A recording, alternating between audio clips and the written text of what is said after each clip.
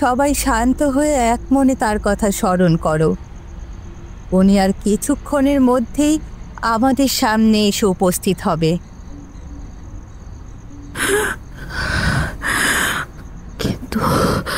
কিন্তু আমার হঠাৎ করে শ্বাসকষ্ট কেন হচ্ছে?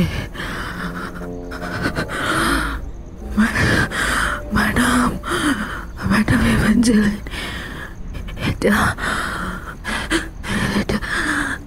কি হচ্ছে? আমার সাথে কি হচ্ছে? কে আছো? আলো জ্বালাও।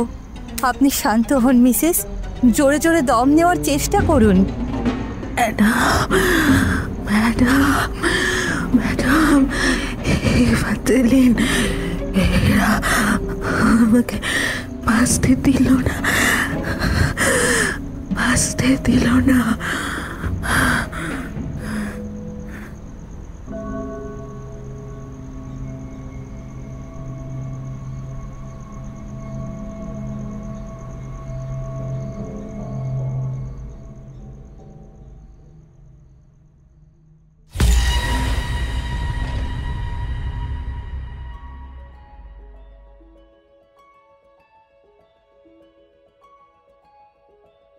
আমাদের সকল শ্রোতা বন্ধুদের অনেক অনেক ধন্যবাদ। আপনাদের জন্যই আমরা নতুন নতুন গল্প আনার উৎসাহ পাই, আর আপনারাই পারেন আমাদের পরিবারকে আরও বড় করে তুলতে। তাই আমাদের প্রত্যেক গল্পে লাইক, কমেন্ট, শেয়ার এবং অবশ্যই সাবস্ক্রাইব করে দেবেন প্লিজ। আজ আমরা উপস্থিত হয়েছি লন্ডনের সেই সুপরিচিত বেকার স্ট্রিটে, 221B বেকার স্ট্রিট, যেখানে রয়েছেন বিশ্ব সাহিত্যে সেই কিংবদন্তি চরিত্র, যার অভিজ্ঞতা শুনতে, দেখতে, জানতে যুগ শেষ হয়ে যায়। Sherlock Holmes. শুনতে থাকুন আমাদের আজকের নিবেদন। রাকিব সর্দারের কলম শার্লক হোমসের গল্প অবলম্বনে the science of the shadows. গল্পের শেষে আপনাদের জন্য থাকছে একটি ছোট্ট প্রশ্ন। দেখা যাক কজন সঠিক উত্তর দিতে পারে।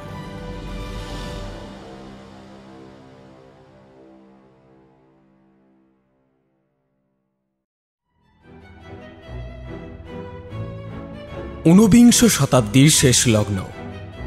লন্ডন তখন একদিকে যেমন বিজ্ঞান, বাণিজ্য আর সাম্রাজ্যের গৌরবে ভাস্বর, তেমনি অন্যদিকে তার অভিজাত অন্দরমহলে এমনকি সাধারণ মানুষের মনেও জন্ম নিচ্ছিল নানা অদ্ভুত বিশ্বাস আর রহস্যময়তার প্রতি এক গভীর আকর্ষণ। গ্যাসের আলোয় ঝলমল রাজপথের পাশেই হয়তো কোনো অন্ধকার গলিতে চলছিল অতীন্দ্রিয় জগতের সন্ধান। ঠিক এমনই এক সময় শহরের বুকে যেন এক নতুন নক্ষত্রের উদয় হল, মাদাম ইভেঞ্জেলিন। কোথা থেকে তার আগমন, কি তার পরিচয়, সে সব নিয়েছিল নানা জল্পনা কল্পনা। কিন্তু তার মোহময় ব্যক্তিত্ব, অতীন্দ্রিয় ক্ষমতার গুজব এবং রিজেন্ট স্ট্রিটের কাছে তার সেই অদ্ভুত রহস্যমাকা সেলন, সবকিছু মিলেমিশে তাকে লন্ডনের উচ্চবিত্ত সমাজের এক শ্রেণীর কাছে প্রায় দেবীর আসনে বসিয়েছিল। শোনা যেত তিনি নাকি মৃতদের সাথে কথা বলতে পারেন, তাদের অতৃপ্ত আত্মার বার্তা পৌঁছে দিতে পারেন জীবিত স্বজনদের কাছে। শোকাতুর হৃদয়ে সান্ত্বনা খুঁজে পেত তার আবছা আলোয় সাজানো ঘরে, ভারী পর্দা আর ধূপের গন্ধের মায়াবী পরিবেশে।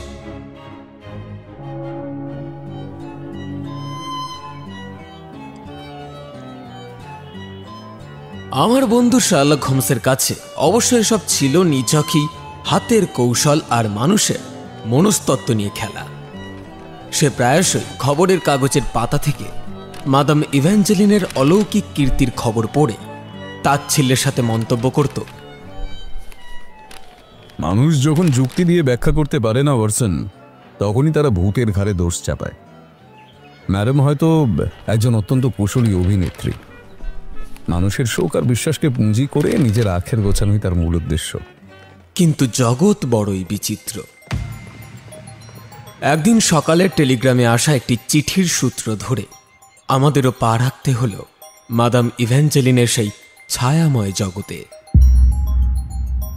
বেতারটা এসেছিল আমার পুরনো বন্ধু চিকিৎসক ডক্টর রেগিনাল্ড হ্যারিসনের কাছ থেকে। তারের ভাষা ছিল সংক্ষিপ্ত কিন্তু উদ্বেগপূর্ণ। তিনি আমাদের অবিলম্বে তার সাথে দেখা করতে অনুরোধ করেছিলেন এক অত্যন্ত জরুরি এবং দুর্ভাগ্যজনক ঘটনার সূত্রে। নির্দিষ্ট সময় ডক্টর হ্যারিসন যখন আমাদের 221B বেকার স্ট্রিটের বসবার ঘরে প্রবেশ করলেন, তার চোখে মুখে ছিল স্পষ্ট উত্তেজনা এবং গভীর উদ্বেগের ছাপ। তার পোশাক সামান্য অবিন্যস্ত, চুল এলোমেলো, বোঝা যাচ্ছিল তিনি খুব একটা শান্তিতে নেই। Mister Holmes, Watson. তিনি বসতে না বসতেই প্রায় হাঁপাতে হাঁপাতে বললেন, এক ভয়ানক ঘটনা ঘটে গেছে। আপনারা কি মিসেস এলিনর আইনসওয়ার্থের নাম শুনেছেন? হোমস তার পাইপে তামাক ভরতে ভরতে মাথা নাড়ল।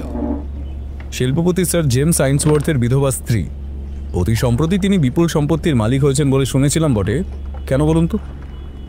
তিনি তিনি তিনি গত রাতে মারা গেছেন। হ্যারিসনের কণ্ঠস্বর ভারী।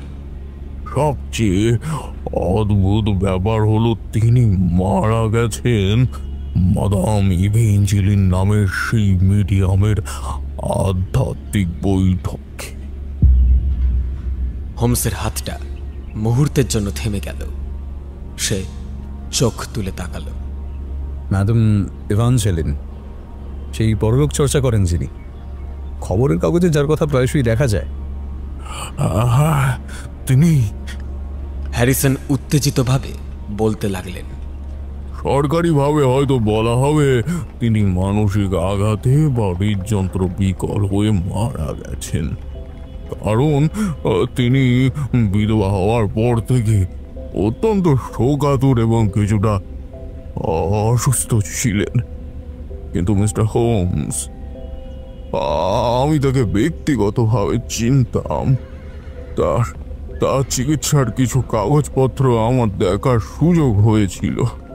তার এমন কোনো গুরুতর শারীরিক সমস্যা ছিল না যাতে বৈঠকে সামান্য উত্তেজনায় তার মৃত্যুর কারণ হতে পারে।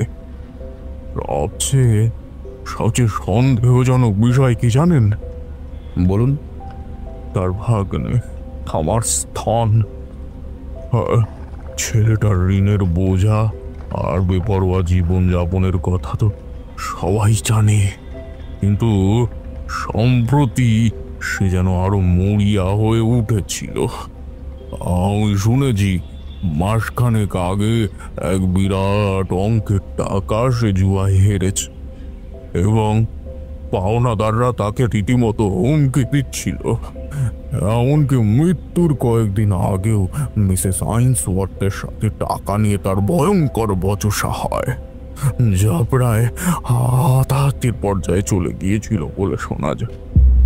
হ্যারিসন আরো যোগ করলেন, শুধু তাই নয়, থর্ন ইদানিং কিছু অদ্ভুত আয়ুর্বেদিক বা প্রাচ্যদেশীয় টোটকা ও রাসায়নিক নিয়ে নাড়াচাড়া করছিল। বলতো নাকি রাতারাতি বড়লোক হওয়ার নতুন ফর্মুলা পেয়েছে। কে জানে, হয়তো সেসবের মধ্যে। হোমস নীরবে পাইপ টানতে লাগল। তার কপালে চিন্তার রেখা। যারা সেই বৈঠকে উপস্থিত ছিল তাদের সাথে আমি কথা বলেছি। তাদের বর্ণনায় গড়মিল আছে। মাদাম ইভেঞ্জেলিন নাকি মিসেস আইনসওয়ার্থের মৃত্যু স্বামীর আত্মা নামিয়েছিলেন এবং সেই আত্মা নাকি তাকে কোনো ভয়ঙ্কর পরিণতির জন্য প্রস্তুত হতে বলেছিলেন। ঠিক তারপরেই মিসেস আইনসওয়ার্থ ঢলে পড়েন। তখন নাকি থর্ন নিজে গিয়ে মাসিকে জল দেয় বা হাওয়া করা ছল করে খুব কাছাকাছি ছিল।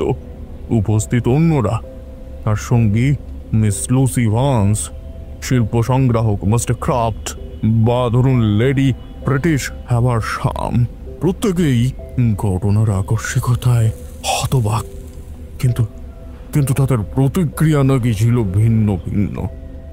লেডি বিট্রিস, যিনি মিসেস আইনসওয়ার্থকে খুব একটা পছন্দ করতেন না বলে শোনা যায়। হ্যাঁ হ্যাঁ, তিনি হ্যারিসন নিশ্চিত করলেন। শোনা যায় তিনি নাকি ঘটনার পর অত্যন্ত বিচলিত ছিলেন এবং এবং বারবার বলছিলেন যে মিসেস আইনসওয়ার্থের প্রতি তার পুরনো বিদ্বেষী হয়তো এই পরিণতির জন্য দায়ী।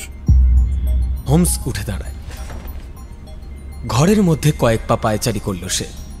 তারপর জানলার কাছে গিয়ে বাইরের ব্যস্ত রাস্তার দিকে তাকিয়ে রইল। আমি তার মনের ভাব পড়ার চেষ্টা করছিলাম। এটি একটি আপাতত স্বাভাবিক মৃত্যু, যার পিছনে থাকতে পারে বিপুল অর্থের লোভ, পুরনো শত্রুতা, মানসিক দুর্বলতার সুযোগ নেওয়া, অথবা অথবা আরো গভীর কোনো ষড়যন্ত্র। আর পুরো ঘটনাটা ঘটছে এক রহস্যময়ী মিডিয়ামের আধ্যাত্মিকতার আবরণে। হোমসের মতো যুক্তিবাদী মনের কাছে এর চেয়ে আকর্ষণীয় আর কি হতে পারে? ডক্টর হ্যারিসন, হোমস অবশেষে তার দিকে ফিরল। আপনার পর্যবেক্ষণ এবং সন্দেহ অমূলক বলে মনে হচ্ছে না। আত্মার জগৎ নিয়ে আমার কোনো কারবার নেই, কিন্তু যখন কোনো আত্মার বার্তার সঙ্গে সঙ্গেই একজন ধনী বিধবার মৃত্যু হয় এবং তার উত্তরাধিকারী রাতারাতি বিপুল সম্পত্তির মালিক হয়, তখন পার্থিব জগতের নিয়মকানুনগুলো একবার খতিয়ে দেখা প্রয়োজন। তার চোখে কৌতুকের ঝিলিক। আপনি কি চান আমরা এই ঘটনা তদন্ত করি? হ্যারিসনের মুখে আশার আলো স্পষ্ট দেখতে পেলাম। যদি আপনারা রাজি হন মিস্টার হোমস, তাহলে আমি নিশ্চিত যে সত্য উদ্ঘাটিত হবে। বেশ। হোমস তার আসনে ফিরে বসল। তাহলে আমাদের প্রথম পদক্ষেপ হবে ম্যাডাম এভাঞ্জেলিনের সঙ্গে সাক্ষাৎ করা। দেখতে হবে তার সেই ছায়াময় জগতের পর্দা সরালে কি দেখা যায়। ওয়াটসন, তৈরি আছো তো? আমার মনে হচ্ছে এই তদন্ত আমাদের লন্ডনের চেনা গণ্ডির বাইরে এক অদ্ভুত জগতে নিয়ে যাবে। ডক্টর হ্যারিসন প্রয়োজনীয় ঠিকানা ও তথ্য দিয়ে বিদায় নিলেন। তার চলে যাওয়ার পর হোমস কিছুক্ষণ চুপচাপ বসে পাইপ টানতে লাগল। তারপর হঠাৎ বলল, মাই ডিয়ার ওয়াটসন, এই কেসটা কিন্তু বেশ ঘোরারও হতে চলেছে। একদিকে যেমন সহজ সন্দেহভাজন আছে, ওই লোভী ভাগ্নে থমাস থর্ন, অন্যদিকে আছে বিচিত্র কিছু চরিত্র আর রহস্যময় পরিস্থিতি। Madam Evangeline, miss Lucy Burns, mister Croft, lady Beatrice, তারা কি প্রতারক নাকি পরিস্থিতির শিকার? তোমার কি মনে হয়? এখনই কিছু বলা কঠিন। হোমস ধোঁয়া ছাড়ল। তবে আমার প্রাথমিক ধারণাই ম্যাডাম এভাঞ্জেলিন মহিলা যাই হন না কেন, তিনি অত্যন্ত বুদ্ধিমতী এবং হিসেবী। তার স্যালনটা তার দুর্গ। সেখানে প্রবেশ করে সত্য উদ্ধার করতে হলে আমাদের খুব সতর্ক থাকতে হবে।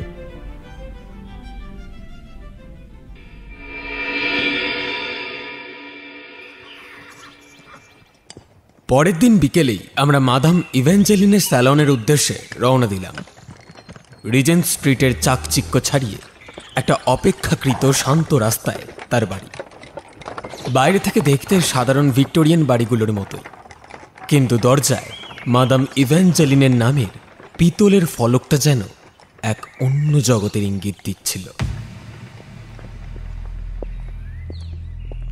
ভেতরে প্রবেশ করতেই এক অন্যরকম অনুভূতি হলো। ভারী পর্দা সরিয়ে আমরা যে ঘরে ঢুকলাম সেখানে দিনের আলো পৌঁছয় না বললেই চলে। কয়েকটা মোমবাতি আর তেলের বাতির আবছা আলোয় ঘরটা আলোকিত। বাতাসে এক তীব্র কিন্তু মিষ্টি গন্ধ, চন্দন, ল্যাভেন্ডার আর অন্য কোনো অচেনা ফুলের মিশ্রণ। আসবাব প্রাচ্যদেশীয়, দেওয়ালে অদ্ভুত সব প্রতীকী চিত্র। ঘরের মাঝখানে একটা গোল টেবিল, চারপাশে কয়টি চেয়ার, সব মিলিয়ে এক পরিকল্পিত রহস্যময়তা। একজন পরিচারিকা আমাদের বসতে বলে ভেতরে চলে গেল। কিছুক্ষণ পরই এলেন মাদাম ইভ্যাঞ্জেলিন।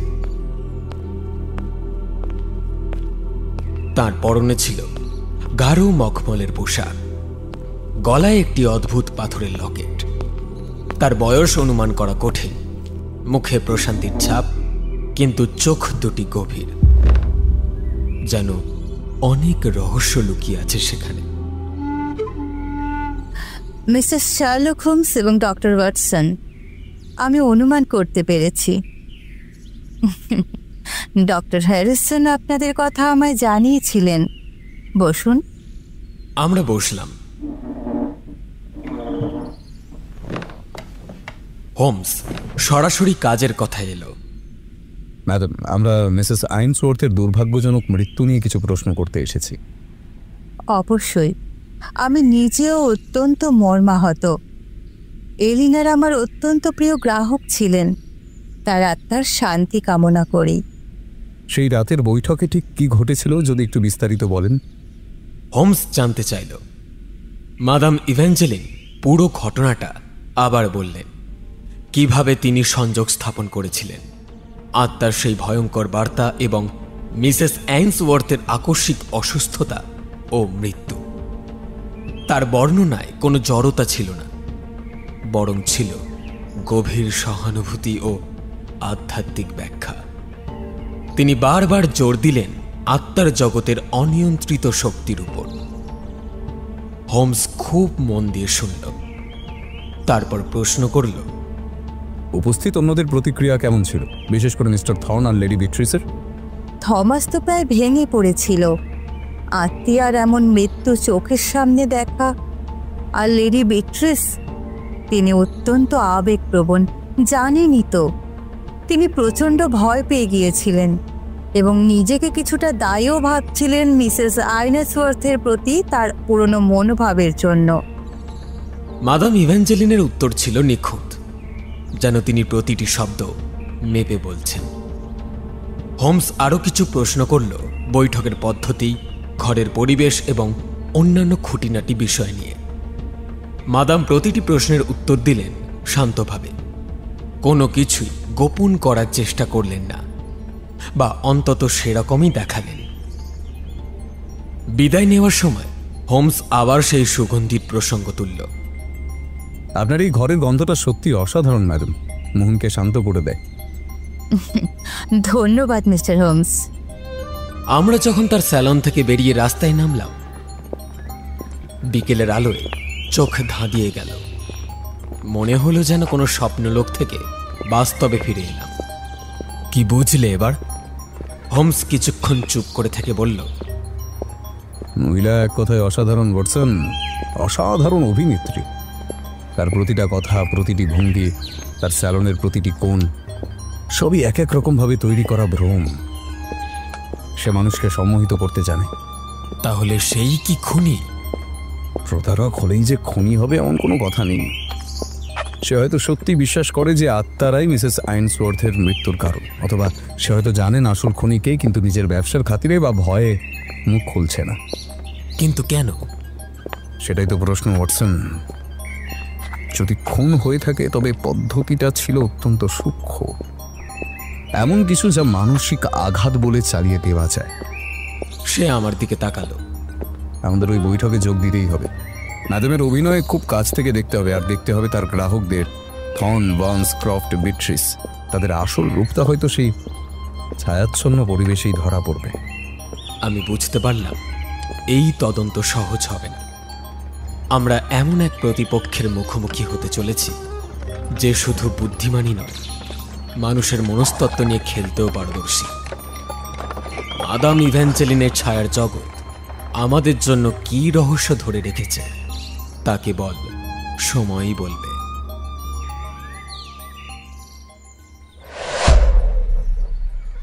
মাদাম ইভ্যাঞ্জেলিনের রহস্যময় স্যালন থেকে বেরিয়ে আসার পর শার্লক হোমসের সংকল্প আরও পোক্ত হল। সে নিশ্চিত ছিল যে মিসেস আইনসওয়ার্থের মৃত্যু রহস্যের সমাধান যদি কোথাও লুকিয়ে থাকে, তবে তা ওই ছায়াচ্ছন্ন বৈঠকের অন্ধকারই নিহিত। কিন্তু প্রশ্ন হল, সেই বৈঠকে প্রবেশ করা যাবে কিভাবে? মাদাম ইভ্যাঞ্জেলিন অত্যন্ত সতর্ক এবং তার গ্রাহক তালিকাও সীমিত ও বাছাই করা।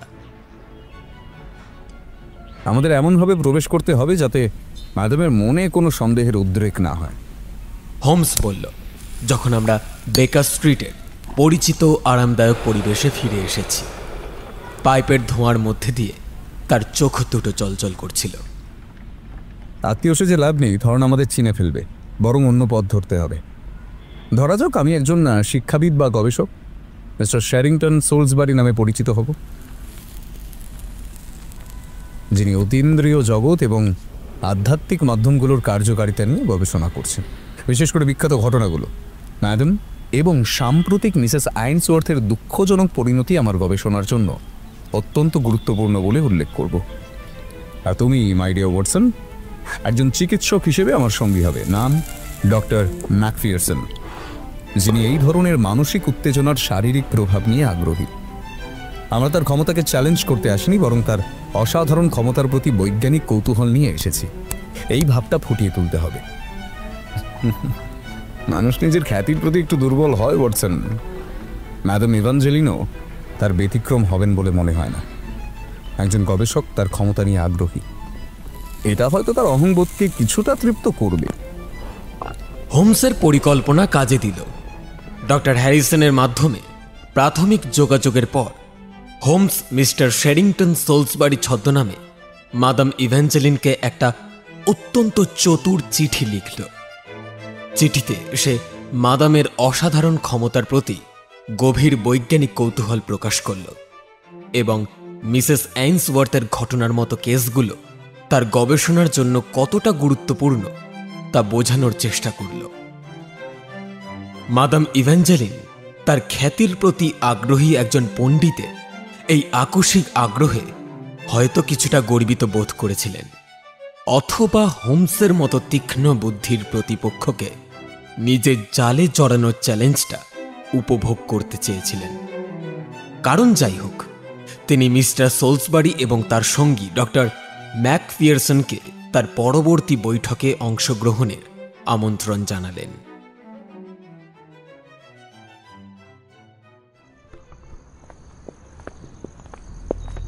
নির্দিষ্ট সন্ধ্যায় আমরা আবার সেই রহস্যময় স্যালনে উপস্থিত হলাম। এবার মিস্টার সোলসবারি এবং ডক্টর ম্যাকফিয়ারসন, অতীন্দ্রিয় জগতের দুই অনুসন্ধিৎসু পর্যবেক্ষক হিসেবে। ঘরের পরিবেশ আগের মতোই, আবছা আলো, ধূপের গন্ধ, পিন পতন নিরাপত্তা। আমরা দেখলাম পরিচিত মুখগুলো প্রায় সকলেই উপস্থিত। মিস্টার থর্ন আমাদের দিকে একবার সন্দেহের চোখে তাকালো, কিন্তু আমাদের গবেষক পরিচয় শুনে হয়তো আর বিশেষ পাত্তা দিল না। মিস ভান্স, মিস্টার ক্রফট এবং লেডি বিট্রিস তাদের নিজ নিজ চিন্তায় মগ্ন ছিলেন। মাদাম আমাদের স্বাগত জানালেন। তার চোখে মুখে সেই পরিচিত শান্ত রহস্যময় হাসি। তিনি আমাদের টেবিলের নির্দিষ্ট আসনে বসতে বললেন। সকলের হাতে হাত ধরে বৃত্ত তৈরি হল। আলো আরো কমে এলো। মাদামের নিচু মন্ত্রমুগ্ধ করা কণ্ঠস্বরে বৈঠক শুরু হলো। প্রথমে তিনি কিছু সাধারণ আত্মার সাথে যোগাযোগের ভান করলেন। তারপর তিনি ধীরে ধীরে মূল প্রসঙ্গে এলেন, মিসেস আইনসওয়ার্থ। ঘরের নীরবতা যেন আরো গভীর হল। মাদাম চোখ বন্ধ করে বিড়বিড় করতে লাগলেন। তার শরীর কাঁপতে শুরু করল। তিনি ফিস ফিস করে বললেন, তিনি আসছেন। হেলেনের আত্মা ভারাক্রান্ত, অশান্ত। হঠাৎ মাদামের কণ্ঠস্বর কিছুটা পরিবর্তিত হল, একটু যেন বয়স্ক, দুর্বল। তিনি বলতে শুরু করলেন যেন মিসেস আইনসওয়ার্থের আত্মা তার মুখ দিয়ে কথা বলছে। কথাগুলো ছিল ভাঙা ভাঙা, অস্পষ্ট। বিশ্বাস ভেঙে গেছে। মাদামের মুখ নিঃসৃত, আরো কণ্ঠ ভেসে এলো, খুব কাছের ছায়া,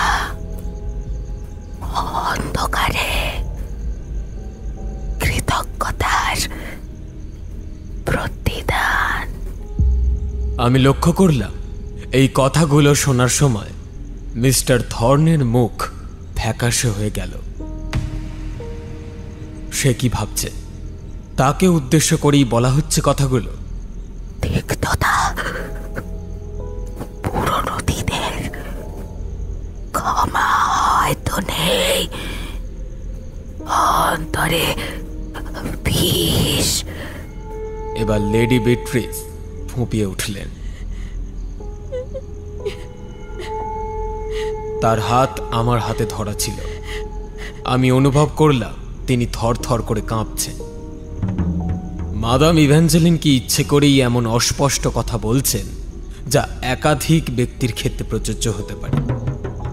তিনি কি লেডি বিট্রিসের অপরাধবোধকে খুঁচিয়ে তুলছেন?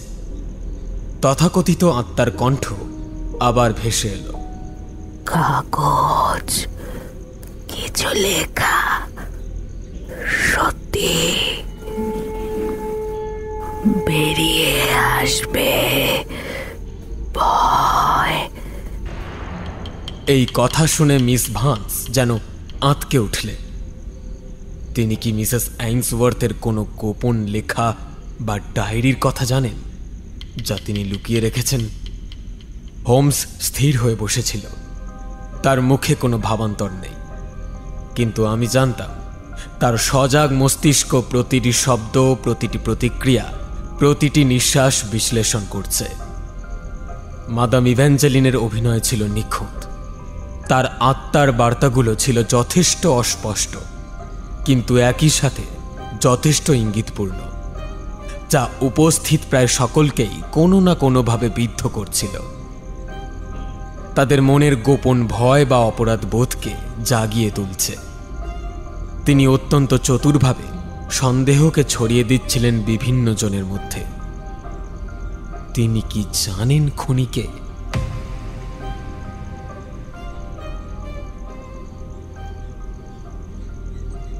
বৈঠক শেষ হলো এক চরম মানসিক অস্থিরতার মধ্যে দিয়ে। অংশগ্রহণকারীরা যখন একে একে বেরিয়ে যাচ্ছেন, তাদের চোখে মুখে ভয়, সন্দেহ আর বিভ্রান্তির ছাপ।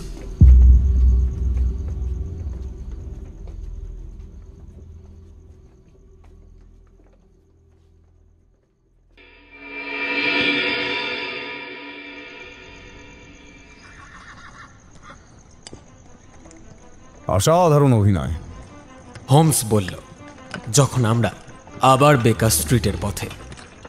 মাদাম ইভাঞ্জেলিন কেবল একজন প্রতারকই নন, তিনি একজন অত্যন্ত দক্ষ মনস্তাত্ত্বিক। তিনি জানেন কিভাবে মানুষের দুর্বলতম স্থানে আঘাত করতে হয়, কিভাবে তাদের আবেগ নিয়ে খেলা করতে হয়। কিন্তু খুনের ব্যাপারে কিছু বোঝা গেল কি? সরাসরি নয়, কিন্তু তার কৌশলটা বোঝা গেল।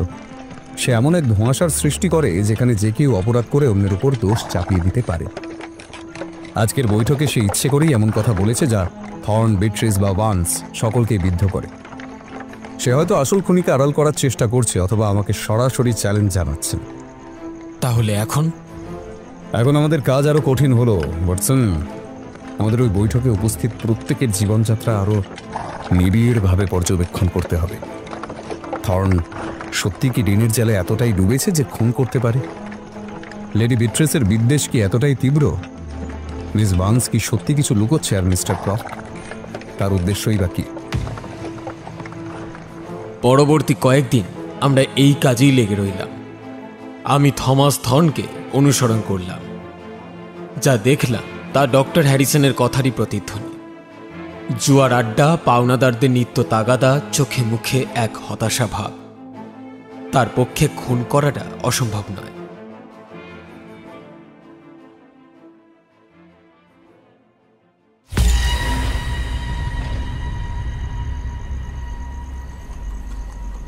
শুধু তাই নয় ওয়াটসন, হোমস একদিন সন্ধ্যায় ফিরে জানালো যখন সে থর্নের ভাড়া করা সস্তা ঘরটি গোপনে পর্যবেক্ষণ করে এসেছে। তার ঘরে তেমন কিছুই নেই, কিন্তু টেবিলের দেরাজে কিছু অদ্ভুত দর্শন, রাসায়নিকের গুঁড়ো, কয়েকটা শিশি আর টক্সিকোলজি বা বিষ বিদ্যা সম্পর্কিত একটা পুরনো বইয়ের পাতা ভাঁজ করা অবস্থায় পাওয়া গেছে। তার সেই রাতারাতি বড়লোক হওয়ার ফর্মুলার নমুনা বোধ হয়। তাহলে কি থর্নি? প্রমাণগুলো জোরালোভাবে সেদিকেই নির্দেশ করছে। মোটিভ আছে, সুযোগ ছিল। আর এখন মনে হচ্ছে উপায়ও তার জানা ছিল বা জানার চেষ্টা করছিল, কিন্তু আমাদের নিশ্চিত হতে হবে। অন্যদিকে হোমস খোঁজ খবর নিয়েছিল মিস্টার ক্রফট এবং মিস ভান্সের। ক্রফটের পুরনো জিনিসের প্রতি লোভ এবং প্রয়াত মিস্টার অ্যান্সওয়ার্থের সাথে তার পুরনো বিবাদের কথা সত্যি। আর মিস ভান্স, তার অতীত জীবন সম্পর্কে প্রায় কিছুই জানা যায় না। সে মিসেস অ্যান্সওয়ার্থের কাছে আসার আগে কোথায় ছিল, কি করত, সবটাই যেন ধোঁয়াশা। সে কি সত্যিই এত নিরীহ?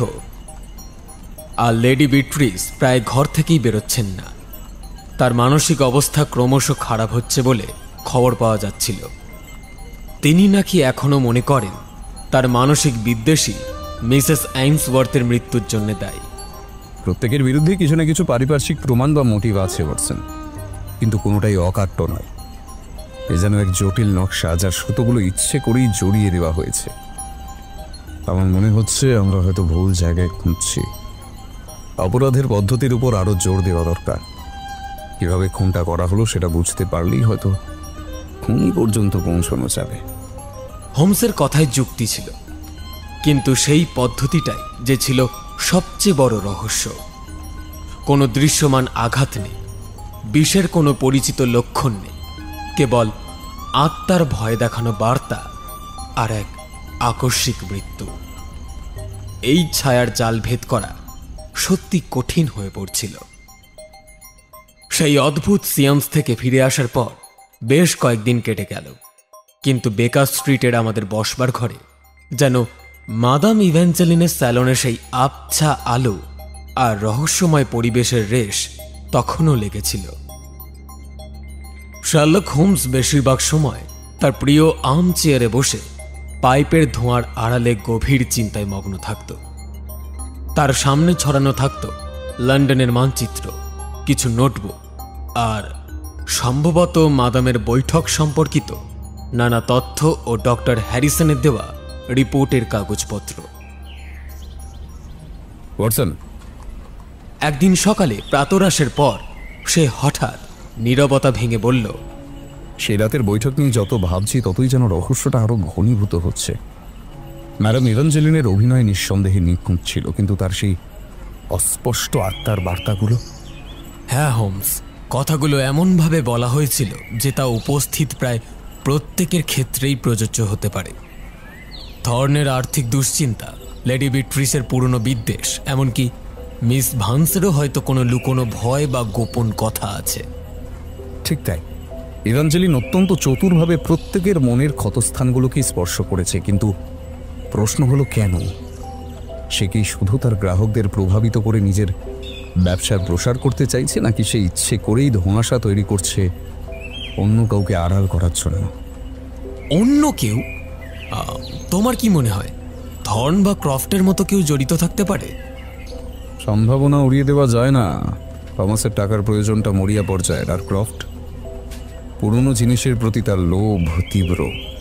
প্রত মিসেস আইনসওয়ার্থের সঙ্গে তার বিবাদও ছিল। সুযোগ পেলে তারাও হয়তো পিছুপা হতো না, কিন্তু আমার মন বারবার লেডি বিট্রিস হ্যাভারসামের দিকেই ঘুরে যাচ্ছে। Lady Beatrice?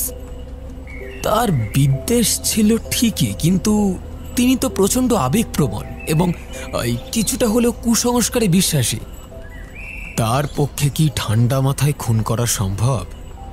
খুনটা ঠান্ডা মাথায় নাও হতে পারে ওয়াটসন, হতে পারে সেটা তীব্র আবেগ বা ঘৃণার বহিঃপ্রকাশ। মনে করে দেখো ম্যাডামের আত্মার বার্তা শোনার পর তার প্রতিক্রিয়া। তিনি প্রায় ভেঙে পড়েছিলেন, নিজেকে দায়ী ভাবছিলেন। আর ডক্টর হ্যারিসনও জানিয়েছিলেন মিসেস আইনসওয়ার্থের একটি বিশেষ দুর্বলতা বা ফোবিয়া ছিল। যদি লেডি বিট্রিস সেটা জেনে থাকেন এবং বৈঠকের সেই চরম মুহূর্তে তিনি যদি ইচ্ছে করে বা অনিচ্ছাকৃতভাবেই সেই ভয়কে উস্কে দিয়ে থাকেন, তবে তার পরিণতি মারাত্মক হতে পারে। হোমসের কথায় যুক্তি ছিল। মানসিক আঘাত বা তীব্র ভয়ের কারণে মৃত্যুর ঘটনা চিকিৎসা শাস্ত্রে একেবারে অজানা নয়। আর লেডি বিট্রিসের মতন আবেগপ্রবণ এবং কিছুটা অস্থির মানসিকতার মহিলার পক্ষে এমন কাজ করে ফেলা অসম্ভব নাও হতে পারে, বিশেষ করে মাদাম ইভাঞ্জেলিনের মতন একজন নিপুণ মনস্তাত্ত্বিকের প্ররোচনায়। আমাদের লেডি বিট্রিসের উপর আরো মনোযোগ দিতে হবে ওয়াটসন। হোমস সিদ্ধান্ত নিল। জানতে হবে মিসেস আইনসওয়ার্থের সঙ্গে তার শত্রুতার আসল কারণটা কি ছিল, আর মিসেস আইনসওয়ার্থের সেই বিশেষ দুর্বলতা বা ফোবিয়া সম্পর্কে তিনি সত্যি জানতেন কিনা সেটাও নিশ্চিত হতে হবে। পরবর্তী কয়েকদিন হোমসের তদন্ত মূলত লেডি বিট্রিসকে কেন্দ্র করেই আবর্তিত হতে লাগল। আমরা তার পরিচিত মহলে খোঁজ খবর নিলাম। জানতে পারলাম লেডি বিট্রিস এবং মিসেস আইনসওয়ার্থের পরিবারের মধ্যে বহু পুরনো এক সামাজিক রেষারেষি ছিল, যা নিয়ে প্রায়শই তাদের মধ্যে ঠান্ডা লড়াই চলত। লেডি বিট্রিস মনে করতেন আইনসওয়ার্থের পরিবার তাদের প্রাপ্য সম্মান দেননি।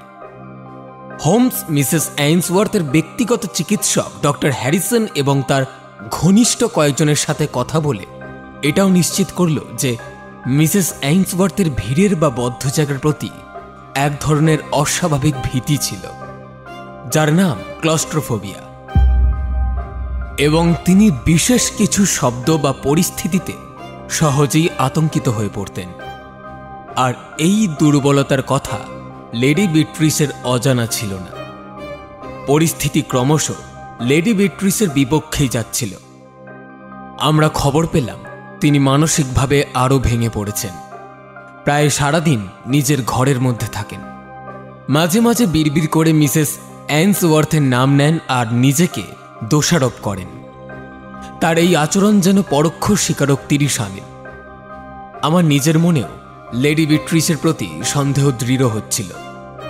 বেচারি হয়তো রাগের মাথায় কিছু একটা করে ফেলে এখন অনুশোচনায় দগ্ধ হচ্ছেন।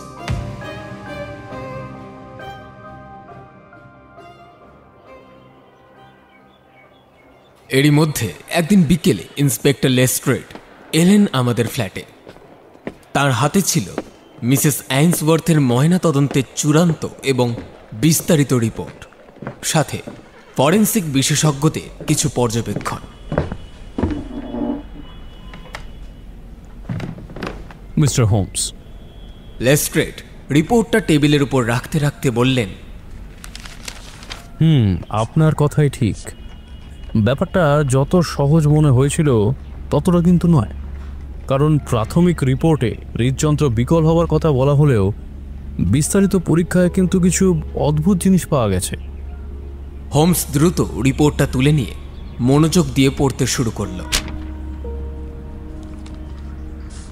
আমিও ঝুঁকে পড়লাম।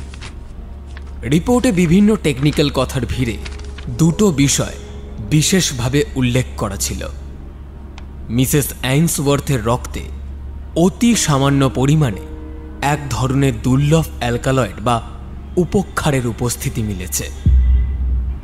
এই অ্যালকালয়েডটি সাধারণত দক্ষিণ আমেরিকার কোনো এক বিশেষ লতা থেকে পাওয়া যায় এবং স্নায়ুতন্ত্রের উপর এর দ্রুত প্রভাব রয়েছে, যা হৃদস্পন্দন অস্বাভাবিকভাবে বাড়িয়ে বা কমিয়ে দিতে পারে। পরিমাণ এতটাই কম যে তা সরাসরি মৃত্যুর কারণ হিসেবে নিশ্চিত করে বলা কঠিন, কিন্তু একেবারে উড়িয়েও দেওয়া যাচ্ছে না। তার ডান হাতের তর্জনীর একেবারে ডগায় একটি অতি ক্ষুদ্র প্রায় বিন্দুর মতো ক্ষতচিহ্ন পাওয়া গেছে। ক্ষতটি এতটাই সূক্ষ্ম যে মনে হচ্ছে যেন কোনো পিন বা অতি সরু কোনো সূঁচ সামান্য ফুটে গিয়েছিল। ত্বকের নিচে সামান্য রক্তক্ষরণের চিহ্নও আছে।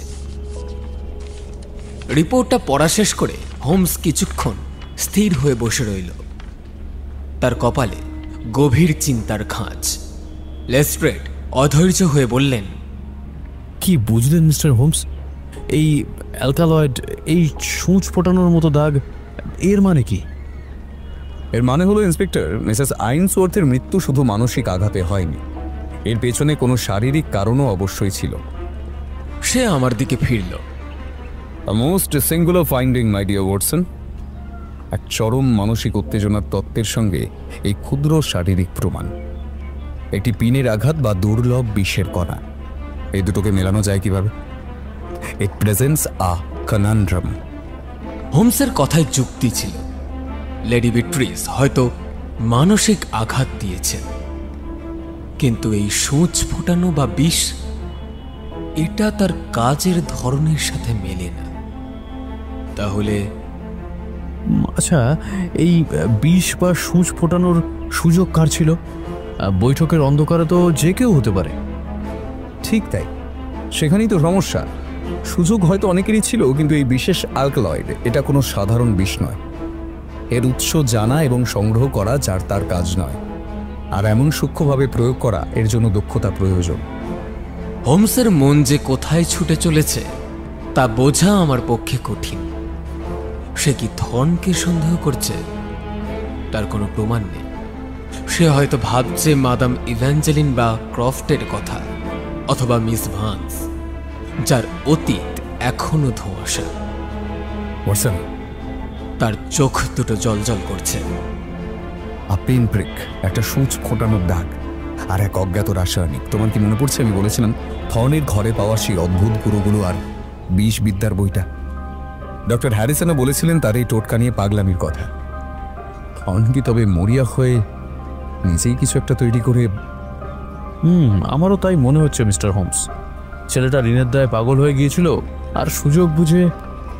কিন্তু প্রয়োগ করলো কিভাবে? হয়তো সেই জল দেওয়ার সময় বা অন্য কোনো মুহূর্তে, যখন কেউ খেয়াল করেনি, বা হয়তো খেয়াল করেছে। বৈঠকের ওই আবছা আলো আর উত্তেজনার মধ্যে এটা অসম্ভব নয়। আমাদের এখন ধরনের উপর চাপ সৃষ্টি করতে হবে, দেখতে হবে সে ভাঙে কিনা। আমাদের ম্যাডাম এভাঞ্জেলিনের সঙ্গে আবার কথা বলতে হবে। তাকেও কি আপনি সন্দেহ করছেন? আপাতত তাকে একজন সাক্ষী হিসেবেই দেখছি, তবে তার সঙ্গেও কথা বলা দরকার। তিনি হয়তো থর্নের সন্দেহজনক কিছু লক্ষ্য করে থাকতে পারেন। তিনি কি ওই ধরনের রাসায়নিক নাড়াচড়ার কথা কিছু জানতেন? আমাদের প্রতিটি কোণ থেকেই দেখতে হবে। হোমস সতর্কভাবে উত্তর দিল, তবে আমি ম্যাডামের সঙ্গে কথা বলতে চাই তার বৈঠকের পদ্ধতি নিয়ে। অংশগ্রহণকারীরা কি খুব কাছাকাছি বসেন? হাতে হাত ধরে থাকার সময় কি অসাবধানে কারো নখ বা আংটি লেগে যাওয়ার সম্ভাবনা থাকে? এই ধরনের দুর্ঘটনা কি আগেও ঘটেছে? এই পিনের আঘাতের একটা লৌকিক ব্যাখ্যা তো আমাদের খুঁজে বের করতেই হবে, তাই না? হোমসের যুক্তিটা আপাত দৃষ্টিতে নিরীহ শোনাল। সে যেন লেডি বিট্রিসের মানসিক আঘাত তত্ত্বের সাথে এই নতুন শারীরিক প্রমাণকে মেলানোর চেষ্টা করছে। কিন্তু আমার মন বলছিল হোমসের মাথায় অন্য কিছু ঘুরছে, যা সে এখনো প্রকাশ করতে চাইছে না। লেস্ট্রেড বিদায় নিলেন। তদন্তের নতুন মোড় নিয়ে তিনি কিছুটা বিভ্রান্ত, কিছুটা আশাবাদী। তার চলে যাওয়ার পর আমি হোমসকে বললাম, তাহলে তুমি কি মনে করছো লেডি বিট্রিস নির্দোষ? আমি এখনই কোনো সিদ্ধান্তে আসছি না ওয়াটসন। হোমস বলল, তার দৃষ্টি জানলার বাইরে নিবদ্ধ। তবে এটা স্পষ্ট যে এই কেসটার মধ্যে একাধিক স্তর রয়েছে। এক স্তরে আছে আবেগ, বিদ্বেষ, অপরাধবোধ, যা লেডি বিট্রিসকে ঘিরে আবর্তিত হচ্ছে। আর অন্য স্তরে আছে এক ঠান্ডা মাথার পরিকল্পনা, সূক্ষ্ম বিষ প্রয়োগ, যার কর্তা এখনো পর্দার আড়ালে। হয়তো লেডি বিট্রিস নিজেই অথবা থ্রন। আমাদের কাজ হলো এই দুটো স্তরকে একসঙ্গে মিলিয়ে দেখা। আপাতত লেডি বিট্রিসের উপর নজর রাখো ওয়াটসন। তার মানসিক অবস্থা কোন দিকে যায় সেটা দেখা দরকার। তার মন হয়তো এই রহস্যের চাবিকাঠি ধরে রেখেছে, যদিও শারীরিক প্রমাণগুলো আপাতত আমাদের অন্য কোনো খরগোশের গর্তের দিকে টানছে। আমি হোমসের কথা মতো চলবো বলে ঠিক করলাম, কিন্তু আমার মন থেকে অস্বস্তিটা যাচ্ছিল না। এই নতুন প্রমাণগুলো পুরো ঘটনাকে আরো জটিল করে তুলেছে। লেডি বিট্রিসের দিকে নির্দেশ করা পারিপার্শ্বিক প্রমাণগুলো কি তাহলে সবই ভুল? আসল খুনি কি তাহলে অন্য কেউ, যে অত্যন্ত চতুরভাবে নিজেকে লুকিয়ে রেখেছে? থর্ন তো বিষ প্রয়োগ করতেই পারে, আর মাদাম ইভ্যাঞ্জেলিন এই পুরো নাটকের কেন্দ্রে থেকেও সে যেন কেমন নির্লিপ্ত। তিনি কি খুনিকে চেনেন? এই ছায়ার বৈঠক সত্যি এক গভীর রহস্যের আধার। ইন্সপেক্টর লেস্ট্রেডের কাছ থেকে পাওয়া ময়না তদন্তের সেই বিভ্রান্তিকর রিপোর্ট আমাদের তদন্তকে এক নতুন আরো জটিল পথে ঠেলে দিয়েছিল। একদিকে লেডি বিট্রিস হ্যাভারশামের বিরুদ্ধে পারিপার্শ্বিক এবং মনস্তাত্ত্বিক প্রমাণ ক্রমশ জোরালো হচ্ছিল, অন্যদিকে সেই দুর্লভ অ্যালকালয়েড এবং সূচ ফোটানোর মতো ক্ষুদ্র চিহ্ন থর্নকে অপরাধী প্রমাণের এক ভৌত রহস্যের জন্ম দিয়েছিল, যার কোনো সহজ ব্যাখ্যা মিলছিল না। শার্লক হোমস তার স্বভাবসিদ্ধ ভঙ্গিতে এই দুই আপাত বিরোধী স্রোতের মধ্যেই যেন সত্যের সন্ধান করছে, যদিও তার মনের আসল গতিপথ বোঝা আমার পক্ষে, এমনকি সম্ভবত লেস্ট্রেডের পক্ষেও অসম্ভব। হোমসের নির্দেশ মতো আমার মনোযোগের এক বড় অংশ নিবদ্ধ ছিল লেডি বিট্রিসের উপর। তার অবস্থা দিন দিন খারাপ হচ্ছিল। আমরা খবর পাচ্ছিলাম তিনি প্রায় কারোর সাথে কথা বলছেন না, বেশিরভাগ সময় নিজের ঘরে অন্ধকার করে বসে থাকছেন এবং প্রায় নাকি বিড়বিড় করে মিসেস অ্যাইন্সওয়ার্থের কাছে ক্ষমা চাইছেন বা নিজের ভাগ্যকে দোষারোপ করছেন। একবার তার এক পরিচারিকার কাছে তিনি নাকি বলেও ফেলেছিলেন, আমার ব্রিনাই ওকে মেরে ফেলেছে,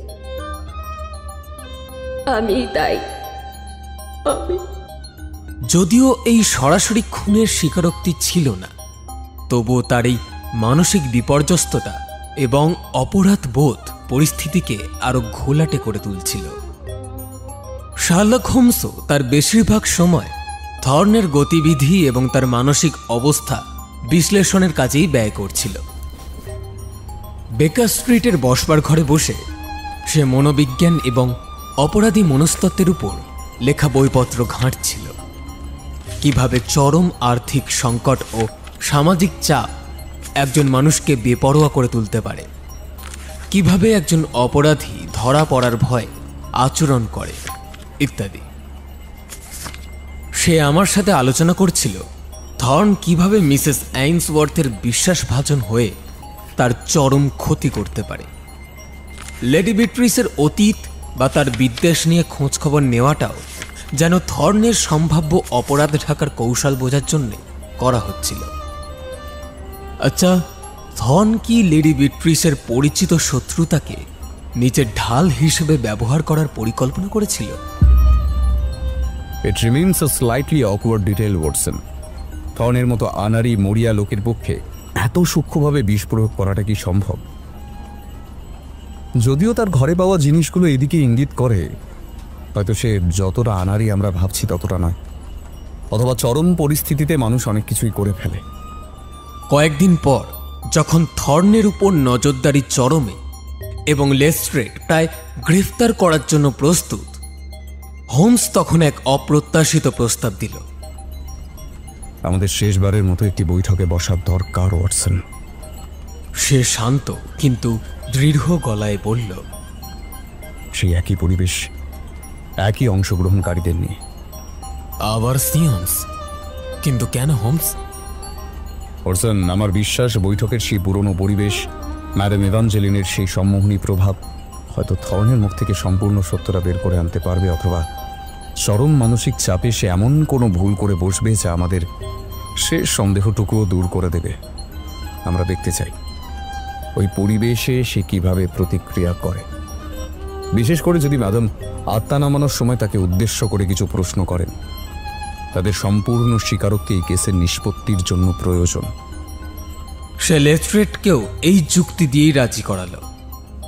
লেস্ট্রেড ভাবলেন এটা হয়তো থর্নের কাছ থেকে একটি আনুষ্ঠানিক স্বীকারোক্তি আদায়ের জন্য সবচেয়ে ভালো উপায়, যা আদালতে প্রমাণ হিসেবে ব্যবহার করা যাবে। মাদাম ইভ্যাঞ্জেলিনো এই প্রস্তাবে সহজেই রাজি হলেন। তিনি হয়তো ভেবেছিলেন এই বৈঠকের মাধ্যমে অপরাধী ধরা পড়লে ব্যাপারটা মিটে যাবে এবং তার ব্যবসার উপর থেকে কালো ছায়া সরে যাবে। তিনি হোমসকে জানালেন তিনি সত্য উদ্ঘাটনের স্বার্থে এই শেষ বৈঠকটি করতে প্রস্তুত। তার আচরণে ছিল পূর্ণ সহযোগিতা এবং সহানুভূতির ভাব। চূড়ান্ত বৈঠকের দিন স্থির হল। আমার মন বলছিল এইবার হয়তো এই জটিল রহস্যের সমাধান ঘটবে, কিন্তু কোথায় যেন একটা অস্বস্তিও কাজ করছে। হোমসের চোখের সেই গভীর দৃষ্টি, তার সেই অমীমাংসিত শারীরিক প্রমাণের কথা মনে পড়ছিল। সে কি সত্যি শুধু থর্নের স্বীকারোক্তির জন্যই এই আয়োজন করেছে? আমার কেমন যেন মন এই যুক্তিটা মানতে চাইছে না, কিন্তু এর পিছনে তার আসল উদ্দেশ্য কি তা অনুমান করার ক্ষমতা আমার ছিল না।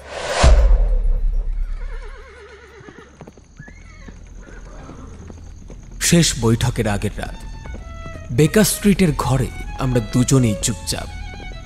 হোমস তার ভায়োলিনটা নিয়ে বিষণ্ণ কোনো সুর বাজাচ্ছে। আমি তার দিকে তাকিয়েছিলাম। এই মানুষটার মনের গভীরে কি চলছে তা বোঝাই যেন একটা বড় চ্যালেঞ্জ। ওয়াটসন হঠাৎ বাজনা থামিয়ে বলল, কালকের বৈঠকটা খুব গুরুত্বপূর্ণ হতে চলেছে। তুমি প্রতিটি খুঁটিনাটি বিষয় খুব মনোযোগ দিয়ে লক্ষ্য করবে। এ কি বলছে, কার প্রতিক্রিয়া কেমন হচ্ছে, বিশেষ করে লেডি বিট্রিসের প্রতিটি কথা, প্রতিটি আচরণ। ঠিক আছে, আমি লক্ষ্য রাখব। কিন্তু তোমার কি মনে হয় লেডি বিট্রিসি? হোমস আমার কথার উত্তর না দিয়ে আবার ভায়োলিনের ছড় টানল।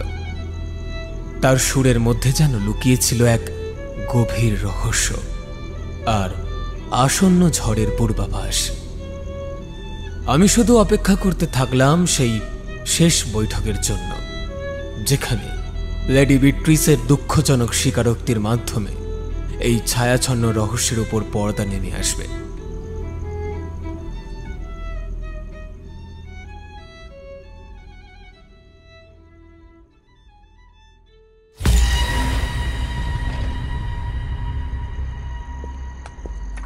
শেষ বৈঠকের জন্য নির্দিষ্ট সেই সন্ধ্যায় মাদাম ইভ্যাঞ্জেলিনের স্যালনের ভারী পর্দা ঠেলে ভিতরে প্রবেশ করতেই এক শীতল দমবন্ধ করা নিস্তব্ধতা যেন আমাদের গ্রাস করল।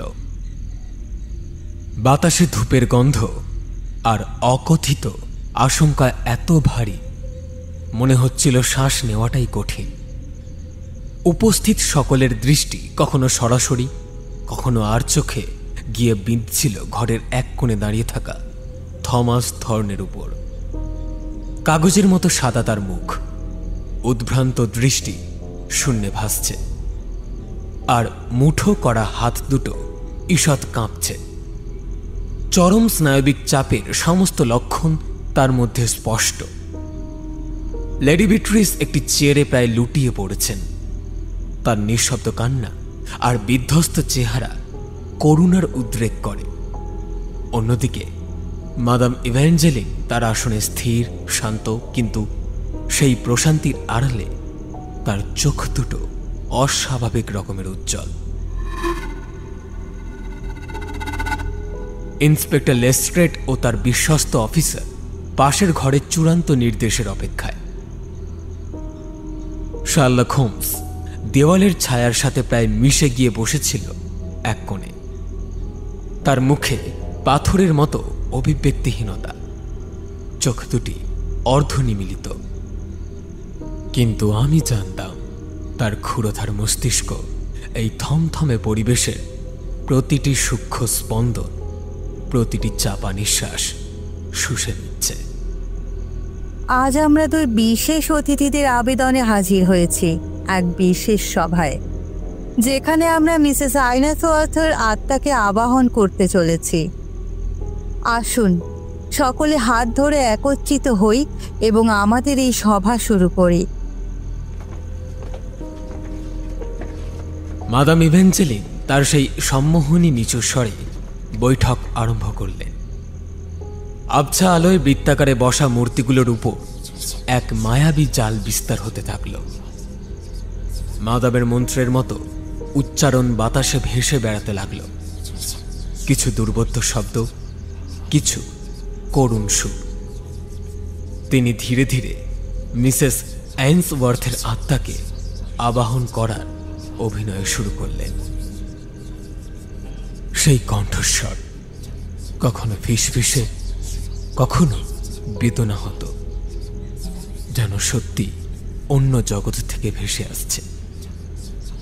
কথাগুলো আগের মতোই ভাঙা ভাঙা, রহস্যময়, কিন্তু এবারের ইঙ্গিতগুলো আরো তীক্ষ্ণ, আরো লক্ষ্যভেদী। অর্থের প্রতি তীব্র লালসা, অন্ধকারের পথে নেওয়া মরিয়া পদক্ষেপ, বিশ্বাসের অমর্যাদা, প্রতিটা কথাই যেন অদৃশ্য তীরের মতো ছুটে যাচ্ছে ধর্নের দিকে। ধর্নের কপাল বেয়ে ঘাম গড়িয়ে পড়ল। সে আরো জোরে কেঁপে উঠে জামার কলারটা আলগা করার চেষ্টা করল। ঠিক সেই চরম মুহূর্তে যখন ঘরের বাতাস টান টান হয়ে আছে, লেডি বিট্রিস আর পারলেন না। এক বুক ফাটা কান্নার শব্দে ঘরের নিস্তব্ধতা খান খান হয়ে গেল। না না, আর নয়, আমি আমি আমি আমি এর জন্য দায়ী। আমি তিনি প্রায় আর্তনাদ করে উঠলেন। চোখ দুটো জলে ভেসে যাচ্ছে। আমার এই সর্বনাশা, ঘৃণা, আমার অভিশাপ। আমি মনে মনে ওর অমঙ্গল চেয়েছিলাম।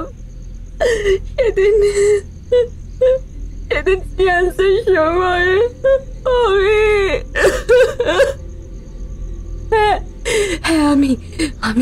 আমি তাকে মেরে ফেলেছি। আমি তাকে মেরে ফেলেছি।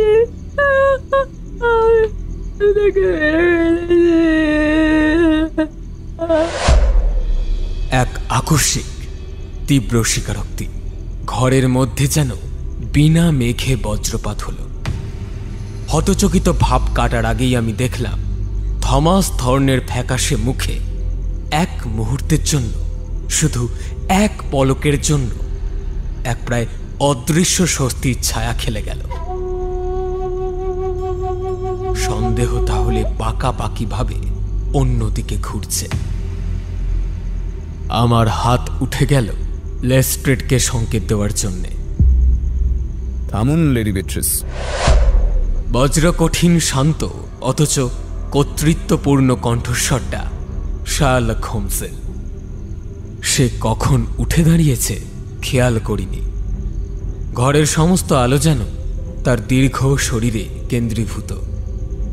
সকলের সচকিত দৃষ্টি ঘুরে গেল তার দিকে। হোমস এগিয়ে গেল লেডি বিট্রিসের কাছে। তার চোখে এবার কোমলতা। আপনার অনুতাপ হয়তো আপনার আত্মাকে দগ্ধ করছে লেডি বিট্রিস, এবং তা হয়তো অমূলকও নয়, কিন্তু মিসেস আইনসওয়ার্থের মৃত্যুর কারণ আপনার অভিশাপ বা ঘৃণা নয়। আপনি তাকে হত্যা করেননি। শ্বাসরুদ্ধকর নীরবতা। হোমস এবার ধীরে কিন্তু নিশ্চিত পদক্ষেপে ঘুরল থমাস থর্নের দিকে। তার দৃষ্টি তীক্ষ্ণ। Mister thorn. হোমসের গলা শোনা গেল, প্রতিটি শব্দ স্পষ্ট। পরিস্থিতি এবং পারিপার্শ্বিক প্রমাণ সবই আপনার বিরুদ্ধে ছিল। আপনার আকাশ ছোঁয়া ঋণ, পাওনাদারদের হুমকি, আপনার মাসির সঙ্গে ভয়ঙ্কর বিবাদ, এমনকি আপনার ঘরে পাওয়া ওইসব সন্দেহজনক রাসায়নিক আর বিষবিদ্যার বই। যে কেউ সহজেই আপনাকে অপরাধী ভাবত। থমাস থর্ন ভয়ে বিস্ময়ে স্থির হয়ে দাঁড়িয়ে। তার ঠোঁট কাঁপছে, কিন্তু কোনো শব্দ বের হচ্ছে না। কিন্তু হোমস সামান্য থামল।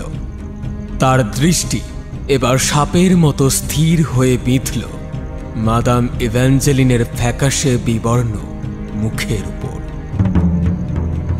একটা খটকা থেকেই যাচ্ছিল, ওই অতি ক্ষুদ্র প্রায় অলক্ষ পিনের আঘাত, আর সেই রিপোর্টে উল্লিখিত অ্যালকালয়েড, যা এক বিশেষ ধরনের দুর্লভ এবং মারাত্মক দক্ষিণ আমেরিকান উপক্ষার।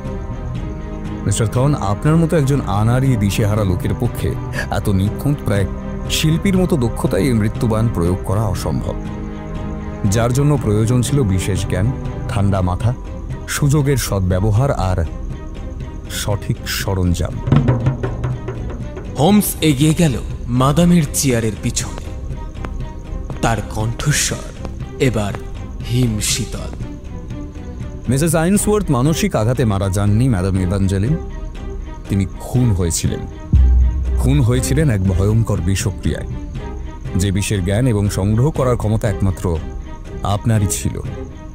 আপনার সেই অন্ধকারাচ্ছন্ন সযত্নে লুকোনো অতীতের দৌলতে যে অতীত মিসেস আইনসওয়ার্থ দুর্ভাগ্যবশত চেনে ফেলেছিলেন এবং আপনাকে সবার সামনে প্রকাশ করে দেওয়ার হুমকি দিয়েছিলেন। হোমস হঠাৎ করে তার কবজিটি সজোরে চেপে উঁচু করে ধরল সবার সামনে। মাদামের হাতের সেই অদ্ভুত বড় পাথরের আংটিটার দিকে ইঙ্গিত করল, যা তার আঙুলে শোভা পাচ্ছিল।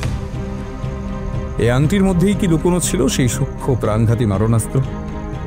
বৈঠকের অন্ধকারের সুযোগে হাতের স্পর্শের ছলে চালানো এক ব্যর্থ আঘাত আর থর্নের ঘরে পাওয়া প্রমাণ, সেগুলো ছিল হয় আপনার সাজানো ফাঁদ, নয়তো থর্নের নিজের বোকামো, যা আপনার পরিকল্পনাকে নিখুঁতভাবে সাহায্য করেছে সন্দেহটাকে অন্যদিকে চালিত করতে। আর লেডি বিট্রিস, হোমসের কণ্ঠে এবার ঘৃণার আভাস। তিনি ছিলেন আপনার নিখুঁত রক্ষা কবচ। তার সরল বিশ্বাস আর তীব্র অপরাধবোধকে আপনি নির্লজ্জভাবে ব্যবহার করেছেন।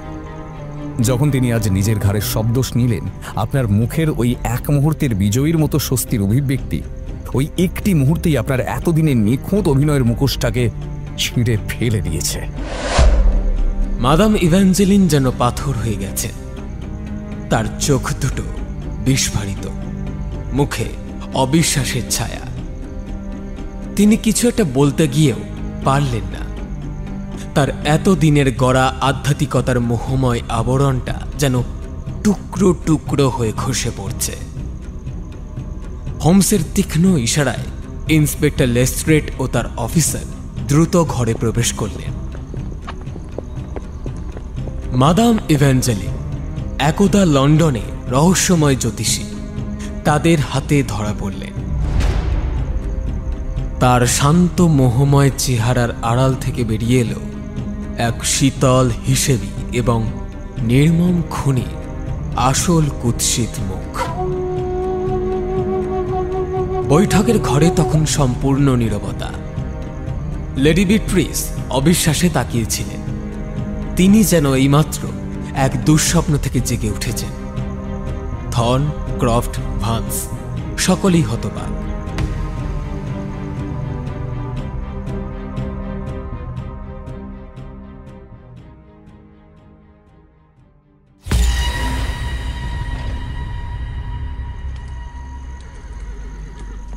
বেকার স্ট্রিটে ফিরে আসার পর ফায়ারপ্লেসের আগুনের উষ্ণতার পাশে বসে আমি আর হোমস সেই রাতের নাটকীয় ঘটনাগুলো নিয়ে আলোচনা করছিলাম। পাইপের ঘন ধোঁয়ার কুণ্ডলীর মাঝে হোমস চুপচাপ বসেছিল। তার দৃষ্টি আগুনের পরিবর্তনশীল শিখার দিকে নিবদ্ধ। কিছুক্ষণ পর আমি আমার মনে জমা হওয়া বিস্ময় আর প্রশ্ন চেপে রাখতে পারলাম না। হোমস, আমি এখনো পুরো ব্যাপারটা ঠিক বুঝে উঠতে পারছি না।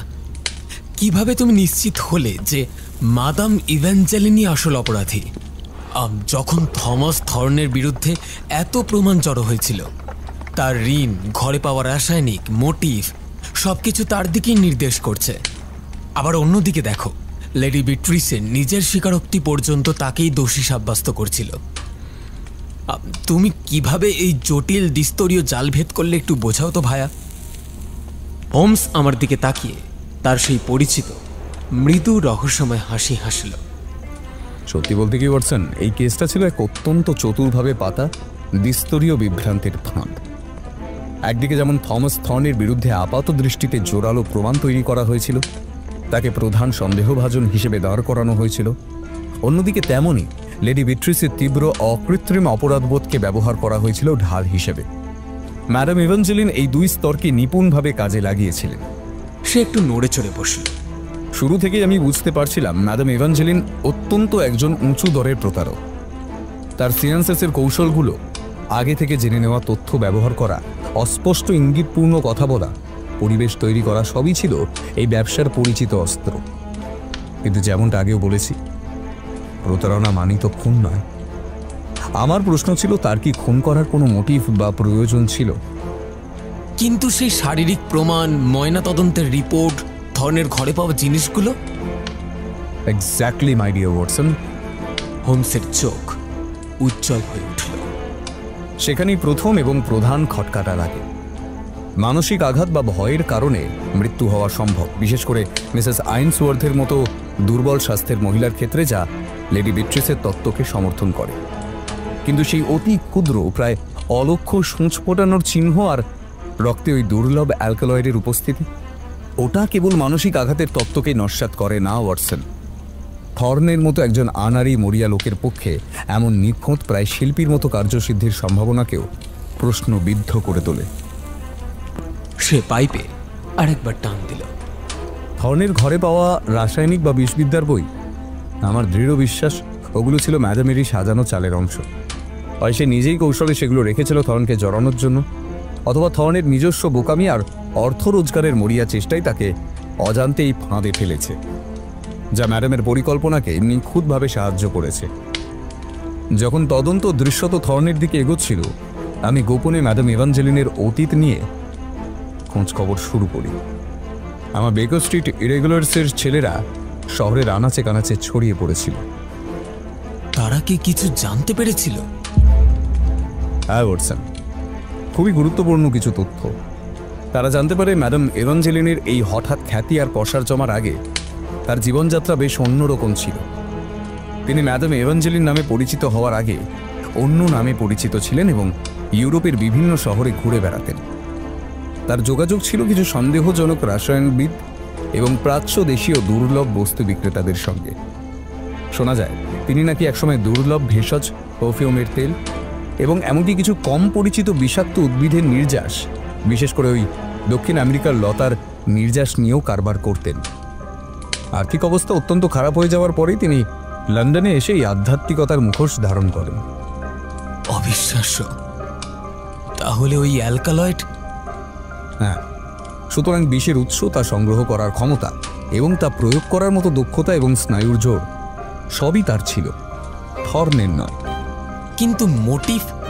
কেন তিনি মিসেস আইনসওয়ার্থকে খুন করবেন আর থর্নকে জড়াবেন? কারণ মিসেস আইনসওয়ার্থ তার মুখোশ খুলে দেওয়ার খুব কাছাকাছি চলে গিয়েছিলেন ওয়াটসন। আমার ছেলেরা জানতে পেরেছে মিসেস আইনসওয়ার্থ তার এক রসায়নবিদ বন্ধুর সঙ্গে ম্যাডামের দেওয়া কোনো স্পিরিচুয়াল অয়েল নিয়ে আলোচনা করেছিলেন এবং সেটির উপাদান নিয়ে সন্দেহ প্রকাশ করেছিলেন। শুধু তাই নয়, তিনি তার আইনজীবীর সঙ্গে দেখা করে ম্যাডামের আর্থিক লেনদেন এবং তার অতীত জীবন নিয়ে খোঁজ নেওয়ার কথাও বলেছিলেন। হয়তো তিনি কোনো প্রমাণও পেয়ে গিয়েছিলেন।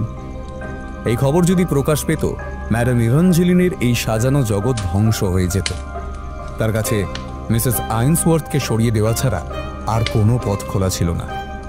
আর থর্নকে জড়ানো, সেটা ছিল নিজেকে বাঁচানোর নিখুঁত উপায়। একজন সুস্পষ্ট মোটিভ সহ সন্দেহভাজন হাতের কাছেই ছিল। আর খুনের পদ্ধতি? সেটাই ছিল তার সবচেয়ে ধূর্ত চাল। বৈঠকের অন্ধকার, সকলের মানসিক উত্তেজনা, হাতে হাত ধরে থাকা, এই পরিবেশটাই ছিল তার অস্ত্র। আমার দৃঢ় বিশ্বাস তার হাতের ওই অদ্ভুত পাথরের আংটিটাই আসল ভূমিকা পালন করেছে। ওই আংটির মধ্যেই হয়তো লুকোনো ছিল এক অতি সূক্ষ্ম স্প্রিংযুক্ত বিষাক্ত সূঁচ। চরম উত্তেজনার মুহূর্তে যখন সকলের মনোযোগ অন্যদিকে, ম্যাডাম হয়তো অত্যন্ত সন্তর্পণে মিসেস আইনসওয়ার্থের হাতে বা আঙুলে ওই সূঁচটি ফুটিয়ে দিয়েছিল। বিষ আর ক্ষত এতটাই সূক্ষ্ম যে তা প্রায় অলক্ষ্যেই থেকে যায়, কিন্তু তার প্রভাব মারাত্মক, যা ধরনের আনাড়ি কাজের চেয়ে অনেক বেশি পরিকল্পিত। আর লেডি বিট্রিস? সে ছিল ম্যাডামের নিখুঁত মানসিক ঢাল, আর থর্ন ছিল তার সাজানো প্রমাণের লক্ষ্যবস্তু। ম্যাডাম তার ব্যক্তিগত সেশনগুলোতে নিশ্চয়ই লেডি বিট্রিসের মনের বিদ্বেষ আর অপরাধবোধকে আরও বাড়িয়ে তুলেছিল। সে হয়তো বিট্রিসকে বুঝিয়েছিল যে তার মানসিক শক্তি এতটাই তীব্র যে তা অন্যের ক্ষতি করতে পারে। তাই যখন মিসেস আইনসওয়ার্থ মারা গেলেন, লেডি বিট্রিস সহজে বিশ্বাস করে নিলেন যে তিনিই দায়ী। একই সঙ্গে থর্নের ঋণের বোঝা আর মরিয়া আচরণ আর ওই ঘরে পাওয়া জিনিসগুলো এমনভাবে সামনে আসছিল যে পুলিশও আমাদের মনোযোগ সেদিকেই থাকবে। কিন্তু তুমি কিভাবে চূড়ান্তভাবে নিশ্চিত হলে হোমস? শেষ মুহূর্ত পর্যন্ত মনে হচ্ছিল থর্নই ধরা পড়বে। কারণ চূড়ান্ত প্রমাণটা আমি পাই একেবারে শেষ মুহূর্তে। হোমসের ঠোঁটে হাসির রেখা দেখা দিল। যখন লেডি বিট্রিস কান্নায় ভেঙে পড়ে তার অপরাধ স্বীকার করছিলেন, আমি তখন ম্যাডাম এভাঞ্জেলিনের দিকেই তাকিয়েছিলাম। তার মুখে ছিল সহানুভূতি আর দুঃখের নিখুঁত অভিনয়। কিন্তু ঠিক এক মুহূর্তের জন্য যখন বিট্রিসের স্বীকারোক্তি চূড়ান্ত হলো, ম্যাডামের চোখের কোণে খেলে গেল এক সূক্ষ্ম, প্রায় অদৃশ্য স্বস্তির ছাপ। এক বিজয়ীর স্বস্তি, যে দেখছে তার বিস্তরীয় ফাঁদ সফল হয়েছে। লেডি বিট্রিস স্বীকার করছে আর থর্ন বলির পাঠা হতে চলেছে। এই এক মুহূর্তের অসতর্কতাই তার সমস্ত অভিনয়কে মিথ্যে প্রমাণ করে দিল। তখনই আমি নিশ্চিত হলাম এই পুরো নাটকের রচয়িতা, পরিচালক এবং ঘাতক একজনই, ম্যাডাম ইভাঞ্জেলিন। হোমস চুপ করল। আগুনের আলোয় তার মুখটা চিন্তাশীল দেখাচ্ছে।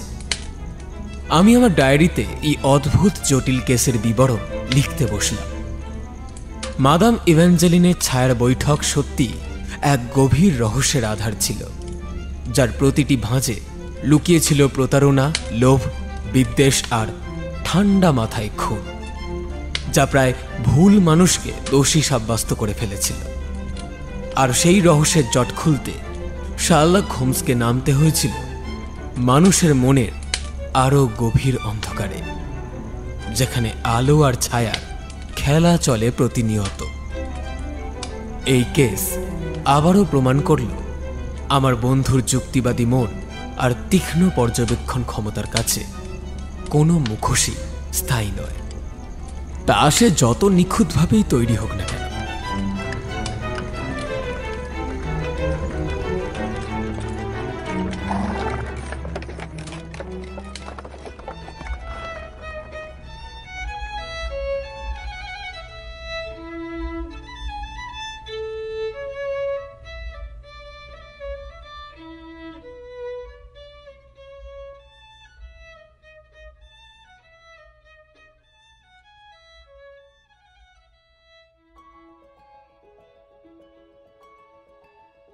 আজকের গল্পের প্রশ্ন হল, মিসেস অ্যাংসওয়ার্থের মৃত্যুর কেসটা শার্লকের কাছে কে নিয়ে এসেছিল?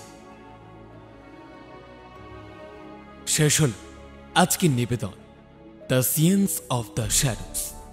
গল্পকার রাকিব সর্দার, ওয়াটসন আমি Sayan, Sherlock Bratadip, Harrison Biswa, madam Evangeline Mukti, Lestrade Partha, lady Beatrix Asmita, Mrs Ainsworth Khushi. পর্ব পরিচালনা টিম ফিকশন হাট, আবহে গোড়া প্রচ্ছদ মুরাই। আমরা অসংখ্য ধন্যবাদ জানাই গল্পকার রাকিব সর্দারকে আমাদের এই উদ্যোগ পাশে থাকার জন্য। টিম ফিকশন হাট ফিরে আসবে আবার এক নতুন গল্পের সাথে। ততক্ষণ ভালো থাকবেন।